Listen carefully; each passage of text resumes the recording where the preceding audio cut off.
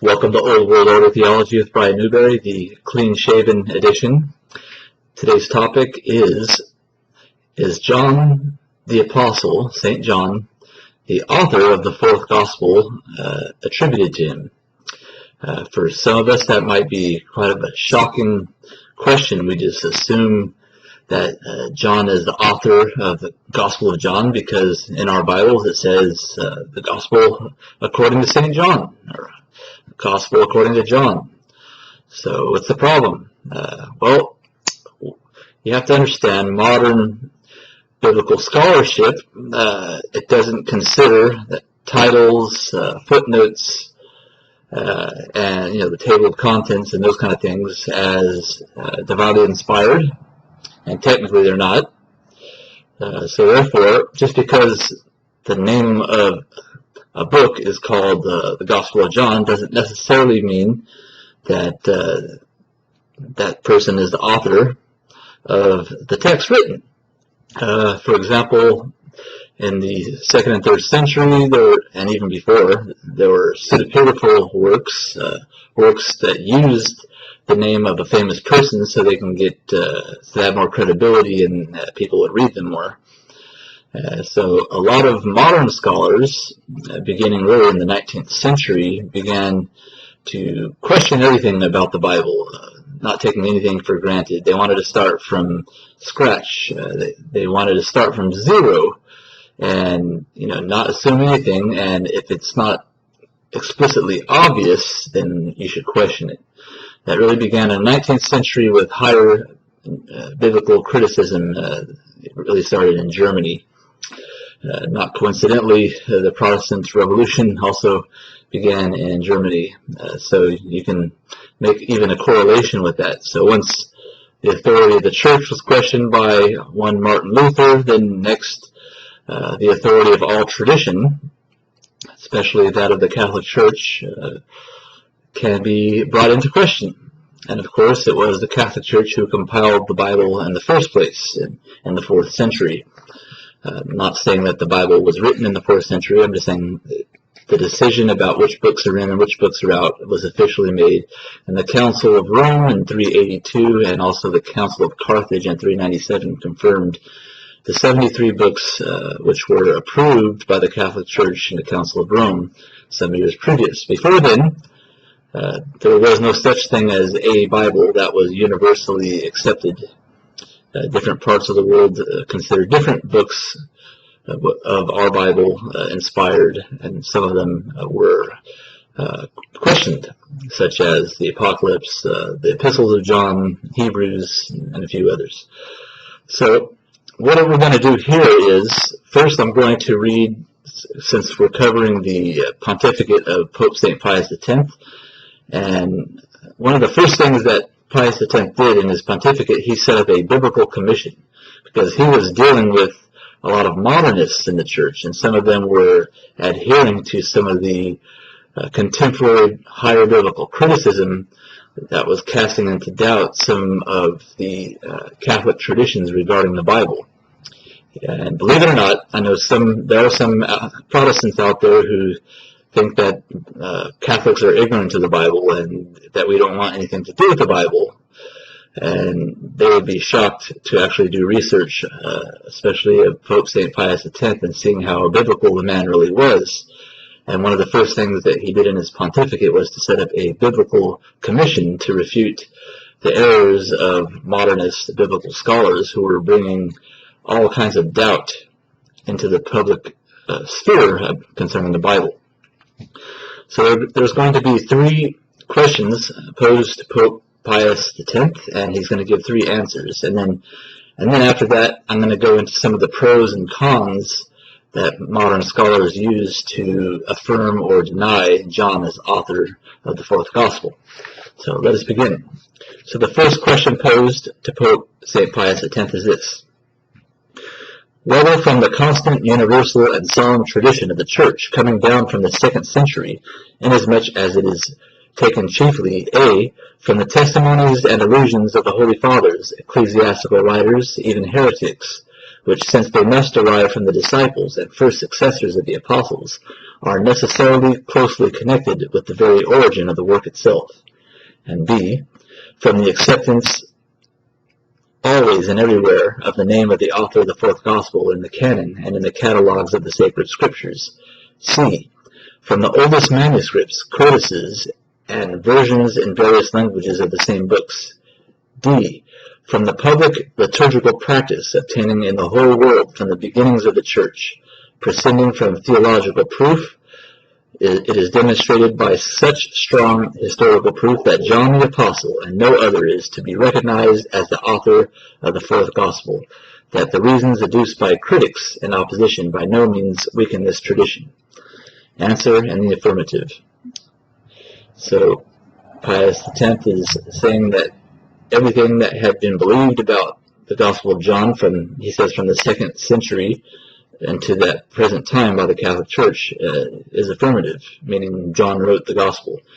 And there's no reason to doubt it because it was always affirmed since the very early 2nd century. And as many of us know, John the Apostle was the last apostle to die at the close of the 1st century. So there's no time for myth and legend to creep in and circulate the legend of John being the author of the Gospel. It was always upheld from the earliest of times, early 2nd century, because John himself had disciples such as St. Ignatius of Antioch, Polycarp, and so forth, and they wouldn't have messed that up. And in liturgical practices, we have records of the early Mass being celebrated if they would read from the fourth Gospel, the Gospel according to John. Second question posed to Pope Pius X.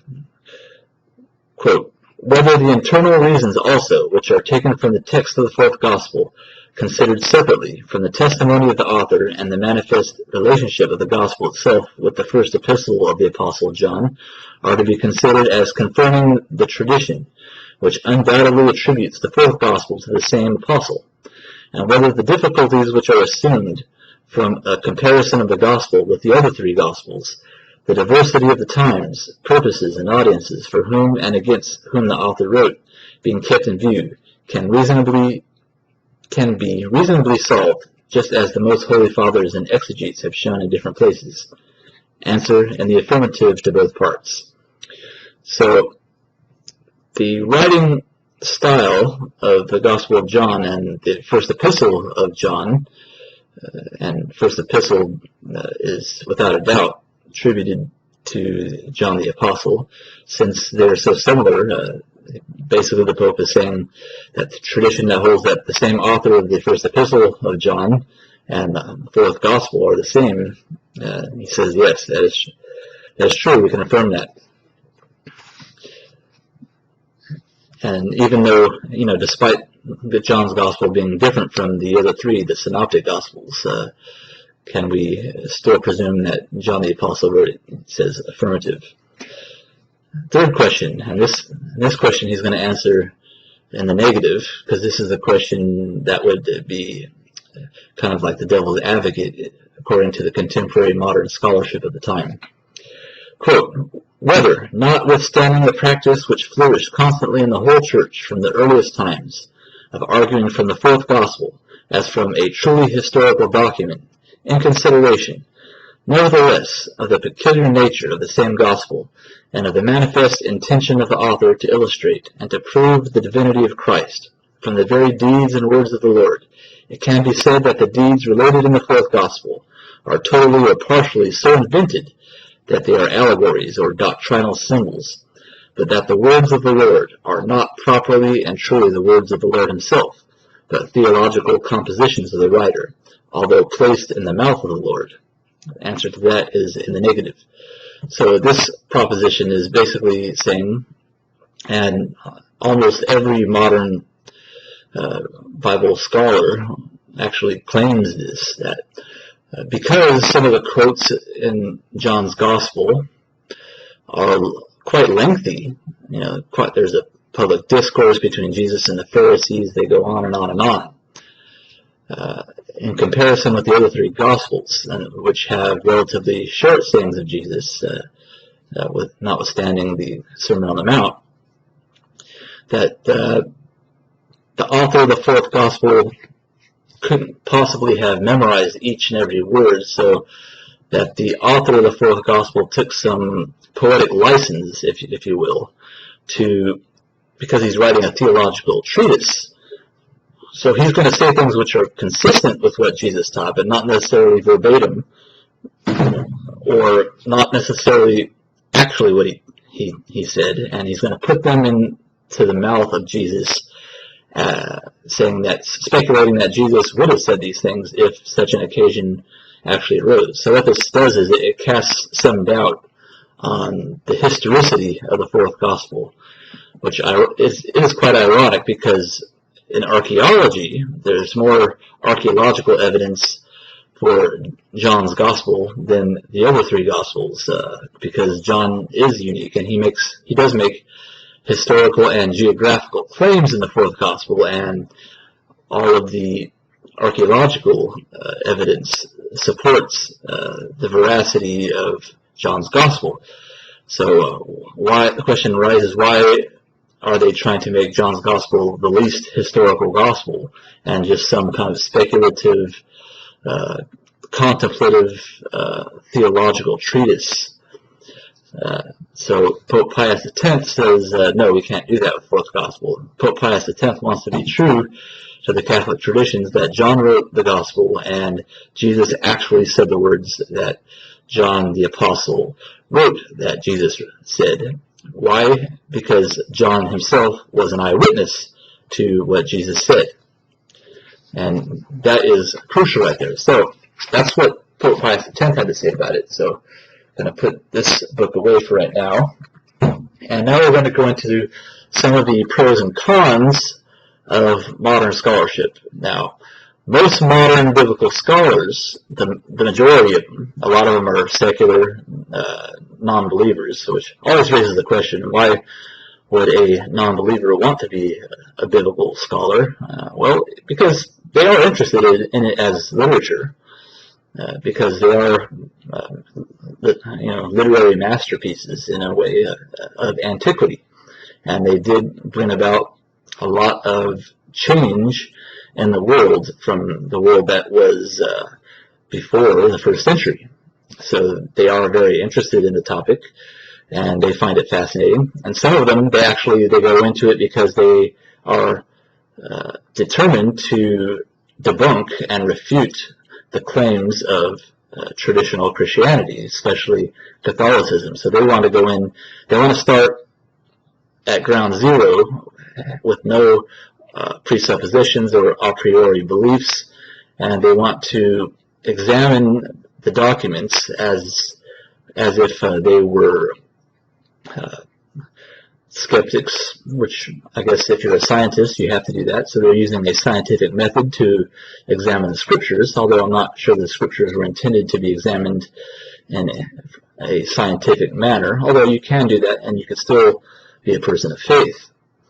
And also from the point of being an agnostic, not really knowing anything. So they want to start from an agnostic point of view and use inductive research and scientific methods to come to conclusions. So I have here a list of pros and cons.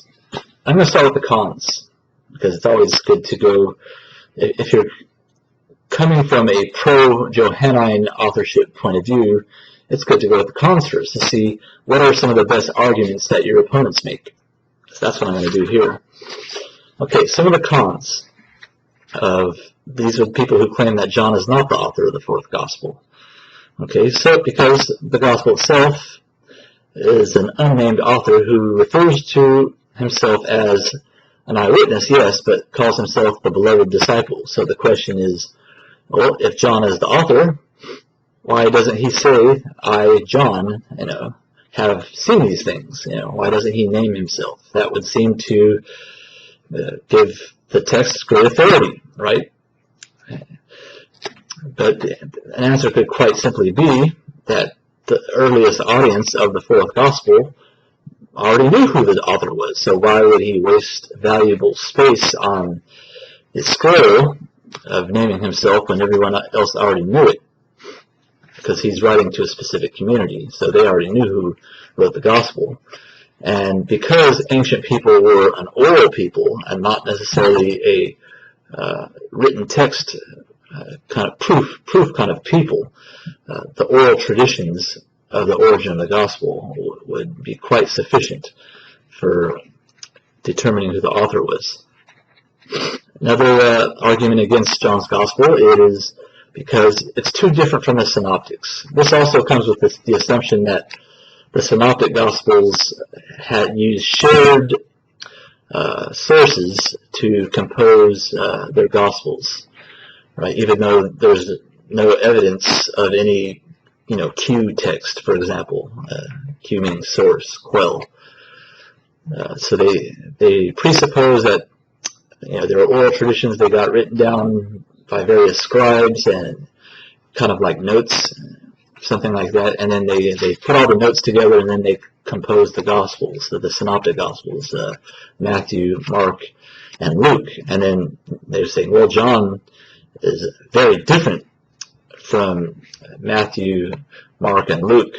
So it could be said that Matthew, Mark, and Luke use very similar sources, written sources even, to compose their Gospels, but John uses sources altogether different from Matthew, Mark, and Luke. Why would he do that? So for some reason, they think that that's an argument against Johannine authorship. Well, very simply, if John is the author of the fourth gospel, and John is the apostle and an eyewitness of Christ, and he's one of the inner three, disciples, along with Peter and his brother James, then it would make sense that John had kind of inside access to Jesus, that Luke, for sure, Luke was not an eyewitness. And Luke tells you in the first chapter that he basically interviews people and gets his information from other people. And so that would make sense that John would have details about Jesus' ministry that Luke wouldn't have. Matthew is obviously an apostle also, but he's writing to a specific audience, so he has a certain purpose in mind for his gospel, basically, or primarily I should say, that proving that Jesus is the Messiah promised by the Old Testament scriptures.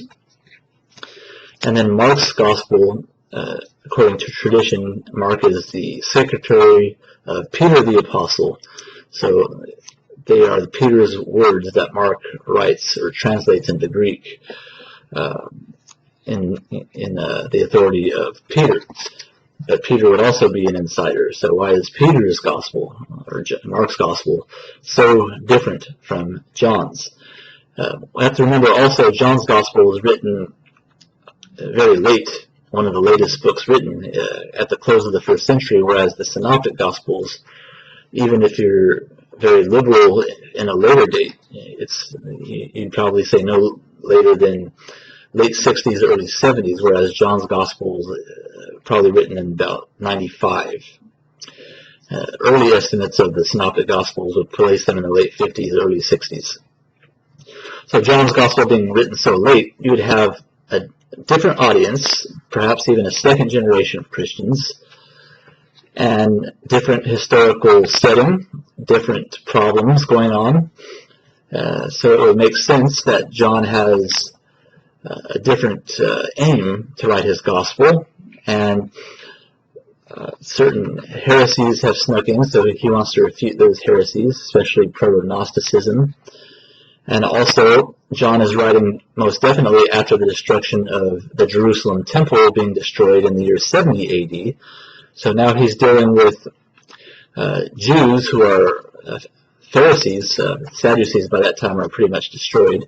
Pharisees who are persecuting Christians because they're very angry that the Christians did not help them fight against the Romans. And so they are really angry at the Christians. So that's why you have such a hostile diatribe between Jesus and the Pharisees in and throughout John's gospel. So that's why it's very different from the other Gospels.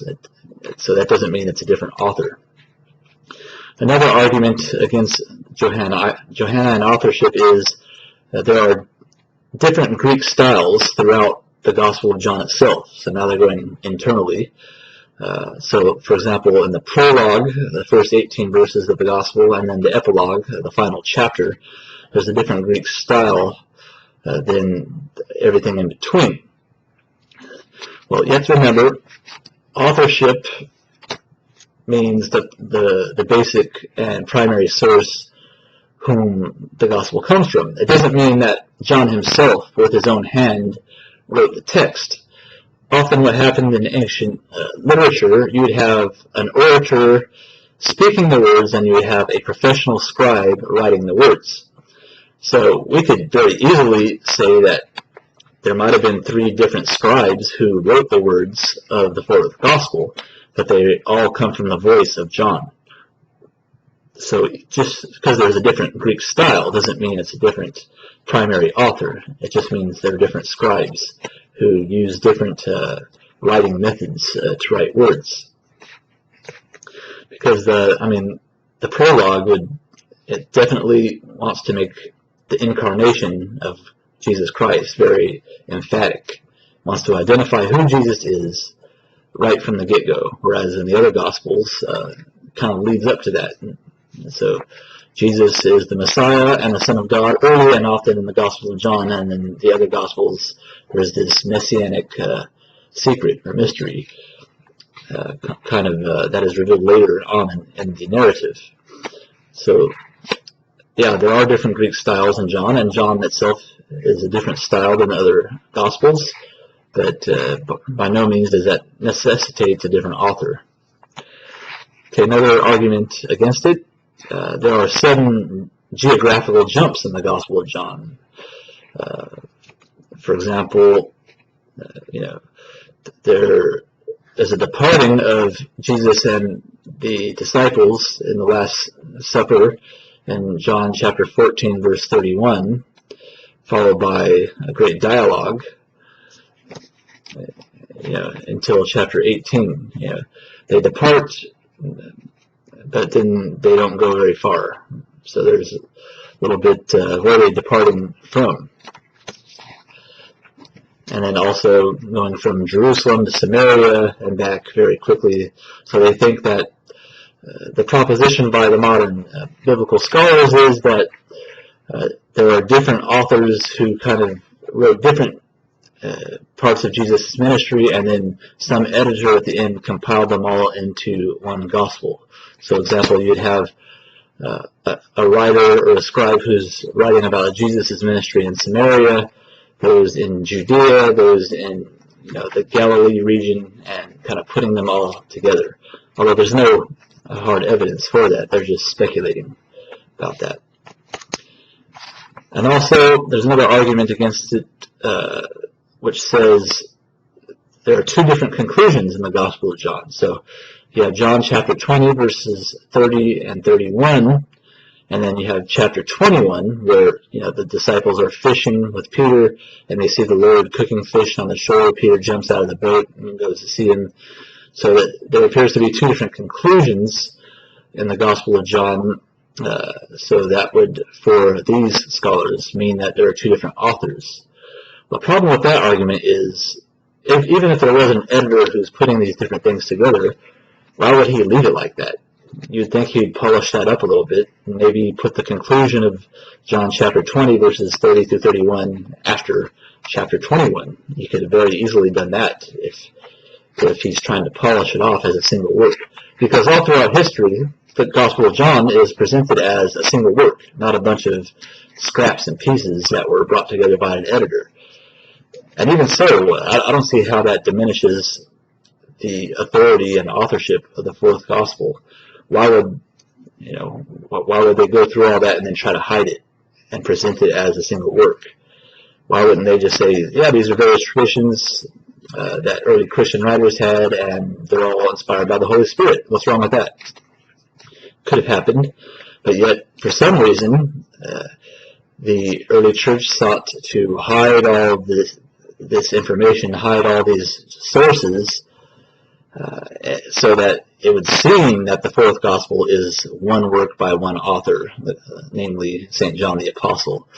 Whereas they could have very easily been like St. Luke's Gospel, saying, yeah, we've compiled all these sources to provide one document to prove that Jesus is the Son of God so that you may believe. What's wrong with that? But they didn't. They presented it as a single gospel. So all these are internal proofs. And then there's an issue of chronology. So there are, I guess you could say, challenges of chronology in John's Gospel. And some of those are very different from the other Gospels. So, for example, the cleansing of the temple in John's Gospel is in chapter 2. In the other Gospels, they happen right before Jesus' arrest, right? In fact, they actually cause his arrest in Jerusalem at the end. So that causes some people to believe that Jesus cleansed the temple twice, and there's a big debate about that. I'm not going to go into that now. But there are other chronological problems. So what I'm going to do now, I'm going to read from a commentary on the Gospel of John, written by Raymond Brown in the Anchor series of Bible commentaries. Now, many traditional Catholics, they know Raymond Brown as being a very liberal scholar, especially later in his life. He really kind of went the way of all modern biblical scholarships, and at first he affirms the authorship of John, and later in his life he actually was skeptical about it, and he had other very liberal positions according to the Catholic tradition. And so a lot of traditional Catholics, when they hear the name Raymond Brown, they pull their hair out and they say, no. But this commentary is actually quite good from a scholarship point of view. He does bring in all of the pros and cons, and I'm going to read some of the cons now about chronology. But at the time that he wrote this commentary, he actually believed that John was the author. So he actually refutes a lot of the objections at the point. Too bad later he kind of went off the deep end. But just because he was a liberal scholar doesn't mean that everything that he wrote was wrong. He did do some pretty decent scholarship about some things, like the birth of the Messiah and so forth. So I'm going to go into some of the internal problems. Okay, there are breaks and inconsistencies in sequence, quoting from Raymond Brown here. Too much has been made of the geographical and chronological jumps in John, whereby, without any indication of a transition, one chapter may be situated in a different locale from that of the previous chapter. Such jumps would be crucial only if the Gospel were an attempt to give us a complete account of the ministry of Jesus. But in chapter 20, verse 30, and chapter 21, verse 25, state specifically that the account in the Gospel is incomplete. Close quote. So, John chapter 21, verse 25 said that there are many things that Jesus did and said that were not written, and if they were written, there wouldn't be enough books in the world to write them all, right? So John is not trying to give you a history. He's not trying to tell you everything that Jesus did. So just because there is one chapter in one setting and in the next chapter in a totally different setting, it doesn't mean that it's a different author. Continuing, quote, "Yet, even if we were careful not to impose upon the evangelist our modern passion for chronology, there are still seeming contradictions in the present order of the Gospel. In chapter 14, verse 31, Jesus concludes his remarks at the Last Supper and gives the command to depart. Yet this is followed by 3 more chapters of discourse, and the departure does not seem to take place until chapter 18, verse 1. In chapter 20, verses 30 and 31, we are given a clear conclusion to the Gospel. The evangelist sums up his narration and explains the purpose he had in writing. Yet this is followed by another, seemingly independent chapter with another conclusion.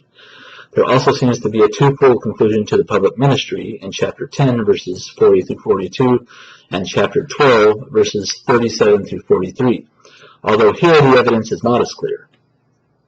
The disciples of John the Baptist, who were present when the Baptist identified Jesus and explained his mission in chapter 1, verses 29 through 34, do not seem to understand anything about Jesus in chapter 3, verses 26 through 30. After his first sign at Cana, chapter 2, verse 11, Jesus worked signs in Jerusalem, chapter 2, verse 23, and yet his next miracle at Cana is apparently designated as his second sign, chapter 4, verse 54.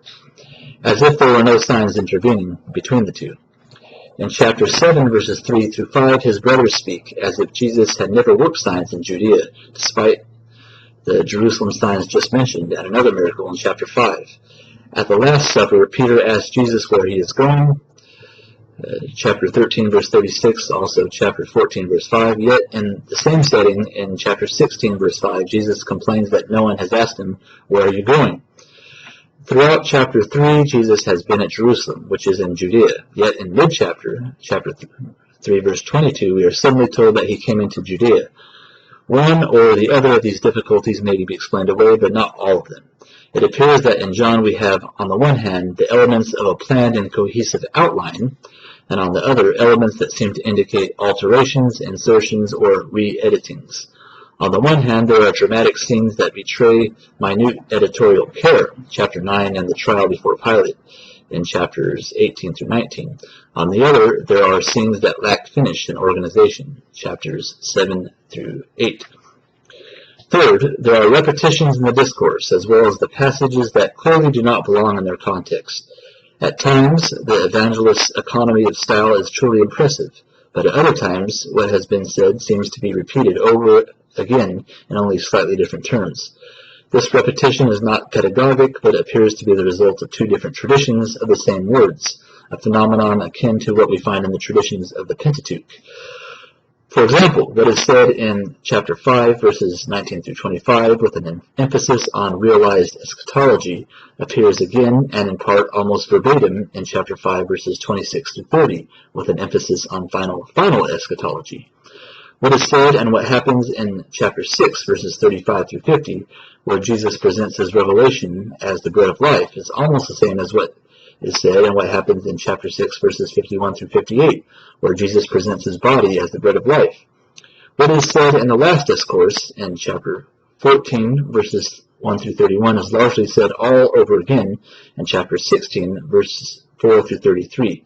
In addition to these duplications, there are sections of discourse that do not belong to their context. Who is speaking in John chapter 3, verses 31 through 36? John the Baptist or Jesus? The context would indicate John the Baptist, but the words are appropriate to Jesus. Another discourse that is probably not in the original sequence is chapter 12, verses 44 through 50, where we find Jesus making a public proclamation when we have just been told that he went into hiding in chapter 12, verse 36. Close quote.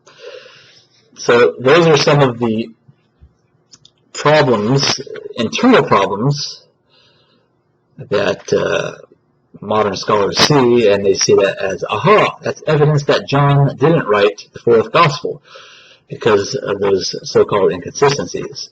Well, as far as the repetition, that is a style of rhetoric. Repetition re-emphasizes the same point in a more stronger way. So it says the same thing in using different words in two different ways. So that really just emphasizes the same point, and it just drives the point home. I mean, some of the arguments between Jesus and the Pharisees seem to be repetitious too, but why would he do that? Why would John write that in there? Because he wants to emphasize that point. But the same argument can also be made as if there is a chief editor and compiler, why wouldn't he see these same inconsistencies and smooth them out? Why would he leave them as is? The answer to that is, even if there is an editor, he's doing so under the guidance of John the Apostle, and he's doing it for a purpose. We can't assume that all writers of antiquity had the same exact writing style, and we can't assume that they're going to follow the ways of modern people who write things in a certain way. Ancient people had a different way of writing, and they were still individuals. They had their own styles and everything. And the next part of this commentary, it goes into detail, almost saying the same thing that I'm saying, is that these are not matters of proof against John being the fourth Gospel's author. And also, these are internal observations, so they are somewhat subjective to the one who is analyzing them. So that doesn't necessarily mean it's a different author. Now, for that person who doesn't want John to be the author because that would give the document apostolic authority, and they might be even bound to that authority, that becomes a problem. So why do people not want John to be the author of the fourth gospel?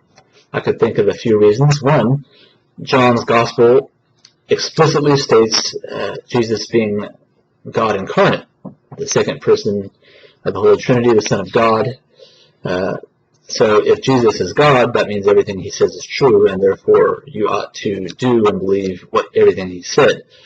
So because John's gospel presents Jesus as God Incarnate in ways that the synoptic gospels do not do explicitly, therefore they don't like that, or it's too different from the other gospels, where Jesus' identity is a little bit more hidden. And although I would argue that the synoptic gospels also argue that Jesus is God Incarnate, just in different ways. John is very explicit about that from the very prologue of the gospel. So therefore, people don't want that to be true, so therefore they want to discredit John's gospel more than the synoptics. Also, the historical Jesus movement does like so. So they don't want Jesus, the historical Jesus, to be the Jesus of the fourth gospel because of that reason, right? They want Jesus just to be a good teacher from Galilee who taught people to be nice to each other. They don't want him to be the judge of all mankind as God Incarnate. Also, John uses more polemical rhetoric in his gospel than the other gospels, although you could certainly find those, especially in Matthew chapter 23. But John's gospel and John's literature in general, he uses, light versus darkness, meaning good versus evil. You're either children of light or children of darkness. You're either children of God through Jesus Christ, or you are children of the devil. And John's another reason, and people don't like that. They don't want to be, as unbelievers, they don't want to be children of the dark. They don't want to be children of Satan. So, because they don't like that, they want to discredit John, right? Another reason is John's gospel is very against Jewish leadership, and he refers to the Jewish leadership. He calls them the Jews. So some interpret that as being anti-Semitic, although John is himself a Jew. But like I said, by that time in the 90s, there was a lot of hostility between Jews and Christians, especially what happened to Jerusalem and the temple. So John's gospel is often seen as anti-Semitic, and people who are anti-Semitic do often use John's gospel as fuel for their fire. Although in other places in John's gospel, Jesus says salvation is from the Jews when he's speaking to the Samaritan woman in chapter 4. So not every reference to the Jews in John's gospel is negative, although whenever he's speaking of the leadership, it is almost always negative, with the exception of Nicodemus, who is a secret admirer and follower of Jesus, being in the Sanhedrin, and also Joseph of Arimathea. So you can't say that every reference to the Jews proves an anti-Semitic author. So that's trying to dispel. I'm trying to give some proper motives to why people would doubt John's authorship. I mean, yeah, there are always going to be internal reasons that people can come up with to doubt the authorship of any document. But why are they so vehement in their denial of John's gospel? Okay, so now what are some of the pro-arguments? What are the positive arguments that John is the author of the fourth gospel? One, the author claims to be an eyewitness. So someone has to be with Jesus, so he has to be a disciple of Jesus, unless he's lying about being an eyewitness. And if he's lying about being an eyewitness, then there would probably be people around in 90 AD, perhaps not eyewitnesses themselves, but people who knew eyewitnesses and people who knew the other gospels, who would easily point out things that are in the gospel that are untrue. But we don't have any record or evidence of anybody in the late first century, early second century, saying that, oh, these things that are in the fourth gospel are untrue. We don't have any witness of that. We don't have any evidence of that. What we have is the church is universally accepting the fourth gospel as the Gospel of John. So, just because, yeah, these excuses are pretty lame. Okay, another pro. There is the boldness to be different from the synoptic gospels. So, on the one hand, on the con side, the difference from being John's gospel being different from the synoptic gospels is an evidence for a different author. Here, you could actually use the same argument as being evidence for John being the author. Who would have the boldness to write a document so different from the synoptic gospels? It would make sense if John the Apostle did, because one, he's an eyewitness, and he's the only apostle that is at the foot of the cross when Jesus is crucified, and that would give him the authority and the boldness to write something different from the other three gospels. Somebody who's not an eyewitness and somebody who's not John, if he were to write something so different, people might look at that a little bit funny. But if it's John, oh, he's the beloved disciple, he's the apostle, the only apostle remaining in the 90s of the 12. So he has authority like no other. And there are passages in the text that provide that. And next pro argument is tradition. The tradition has been consistent from the very beginning that John is the author of the fourth gospel. And the church historian Eusebius also affirmed that, and he is unchallenged in that assessment. So this is an external tradition, right? It's an external observation that could be made by anyone. Anybody who does history in church can see that there is zero opposition to John being the author of the fourth gospel until the 19th century by German higher critics who were skeptical of the religion of Christianity and Catholicism itself. So they use subjective interpretations of internal inconsistencies as evidence for John not being the author, but all external and objective signs point to John being the author.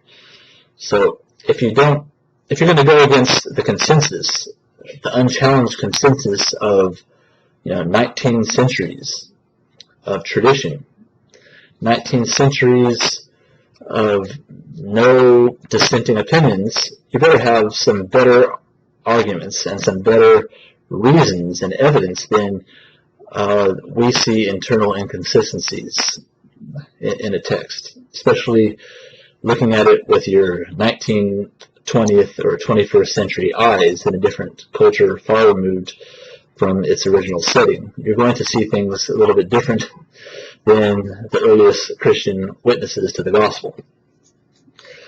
Another pro-argument is there is a friendly competition between the beloved disciple in the fourth gospel and with the apostle Peter. Peter, the rock, whom the church was founded on in Matthew's gospel, the chief of the apostles. There is some subtle competition between the beloved disciple and Peter, right? They race to see who gets to the tomb first. You have Peter in the last chapter saying, what's going to happen to him, Lord? Because Jesus predicts that Peter is going to die a similar death to how Jesus did by crucifixion. And Jesus tells Peter, what is it to you? What happens to this disciple? You do what I tell you. Worry about yourself. So there's that too. So who would have the audacity to have even a friendly competition with Peter other than another apostle?